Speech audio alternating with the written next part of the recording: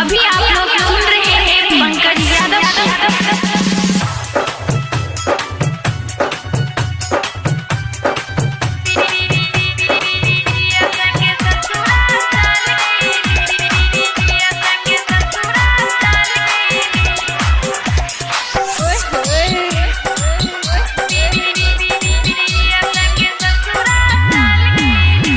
हो प्यार कइलू हमारा से भूल गइलू, हो प्यार कइलू हमारा से भूल गइलू। तू त पिया संग ससुरा चल गइलू, तू त पिया संग ससुरा चल गइलू। हो प्यार कइले तोहरा के ना भूलनी, हो प्यार कइले तोहरा के ना भूलनी। चाहे पिया संग ससुरा चल गइली, भले पिया संग ससुरा चल गइली।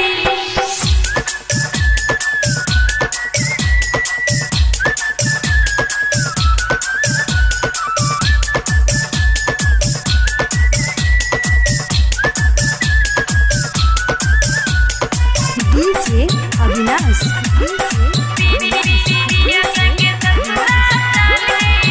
हमर जान रहलू तू, हमर परान रहलू तू, हमर जान रहलू तू, हमर परान रहलू तू। हमरा दिलवा के रानी काहे कइलू बेमानी। मिले खातिर नहीं हर हम चल आईनी, तुझसे मिले खातिर नहीं हर हम चल आईनी। भले पिया संग ससुरा चल गइली, भले पिया संग ससुरा चल गइली। हो प्यार कइलू हमारा से भूल गइलू, हो प्यार कइलू हमारा से भूल गइलू। तू त पिया संग ससुरा चल गइलू, तू त पिया संग ससुरा चल गइलू। हो प्यार कइले तोहरा के ना भूलनी, हो प्यार कइले तोहरा के ना भूलनी। चाहे पिया संग ससुरा चल गइली, भले पिया संग ससुरा चल गइली। शिवालय मंदिर हॉस्पिटल रोड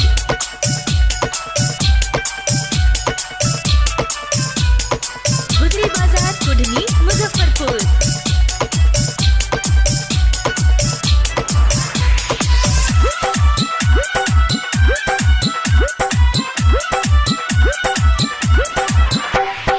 डीजे अविनाश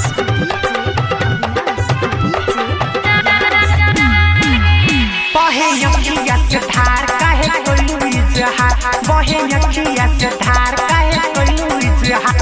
न रहे के रहे त कइलू काहे प्यार। अखिया के आंसू हम पोंछ दिहनी, अब अखिया के आंसू हम पोंछ दिहनी। भले पिया संग ससुरा चल गइली, भले पिया संग ससुरा चल गइली।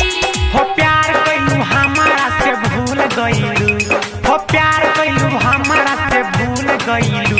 तू त पिया संग ससुरा चल गइलू, तू त पिया संग ससुरा चल गइलू।